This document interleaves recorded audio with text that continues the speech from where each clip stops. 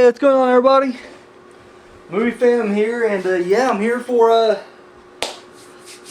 the Horror Squad. And a member of the Horror Squad hit me up, Maniac Manny 1, and wanted to know what my top 10 horror movies were. And I'll tell you right now, that's a lot tougher than I thought it was going to be.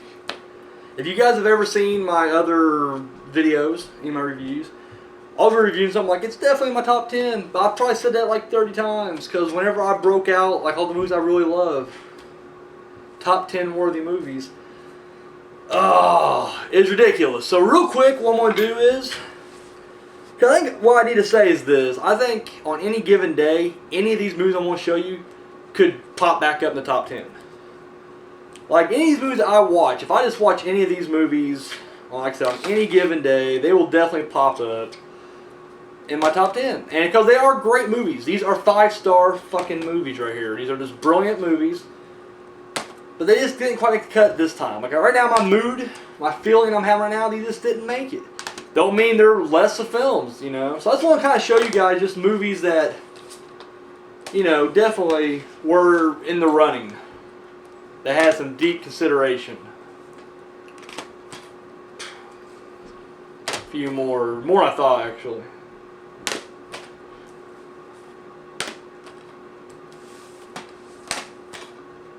And they were just in alphabetical order, no, you know, order there. Alright. So those were just, like I said, some of those movies that, like I said, later on. In fact, if I'm asked this question later down the road, this will be completely different probably. I mean, except for like the top 3 or 4, or 5 even, they'll probably kind of stay the same. But everything else, yeah, it's a revolving door. I'm not proud of that, but if I'm being completely honest with you guys, so here is the Movie Phantom's top 10 horror movies. Alright, number 10, Frailty.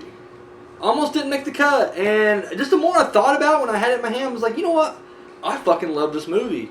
I mean, any movie to get Matthew McConaughey to act, that's unfair. He's a good actor. He just does a lot of shit. So anytime McConaughey does something that's good, it's gotta be good, right? No, it is a damn good movie. I really loved it. Very psychological. Had an awesome ending. Fucking loved it.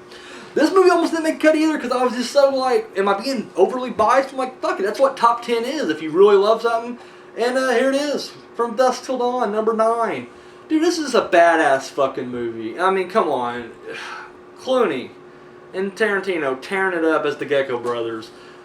First half's like a Tarantino heist movie. Second half is balls to the wall, Robert Rodriguez. I love it. It's just great. Number 8. Boom, Black Christmas. This is one I always try to take credit away from. Like, I'm always trying to push it further down the list, but I can't take anything away from it. It's just fucking brilliant. I love it. The retarded remake they made really kind of pissed me off. But this, the original, classic. Here we go. Where am I at? 10, 9, 8, 7. At number 7. I should have these numbered or something. We got, this is one of the few movies that ever scared the shit out of me. The Ring. Now don't get it twisted. I mean, I was still in school when it scared me, but still, frightening film, and I love it. One of the few PG-13 movies I think is just really well done. So, boom, The Ring, love it. Number 6, we got The Devil's Rejects. I'm just a huge Rob Zombie fan anyway, but this one to me, even though I think his directing has gotten better since then, I think as an overall movie, this is just so badass. I mean, any movie that can get you to vote for the villains toward the end. Like, I'm against the villains early on, and then as the movie gets to the end, before you know it, you're actually cheering these guys on. Just awesome performances by, you know, the 3 leads. It's just fucking great. Alright, number, where are we at? 5? Alien. This is another one that I was really iffy, like, well, this is more stuff. It's a fucking horror movie, and it's just brilliant. I love this movie, and it's one of those that I never would consider, like, in my top, you know, horror movies. It's always, like, one of my top movies of all time in general. But, no, it definitely goes in horror, so I'm a huge fan of Alien. I think it's freaking brilliant. Here we go. Number 4, Phantasm. Oh, I fucking love this movie. This gets better every time I watch it. Just brilliant.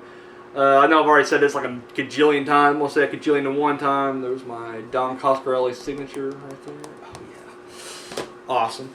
Number 3, The Shining.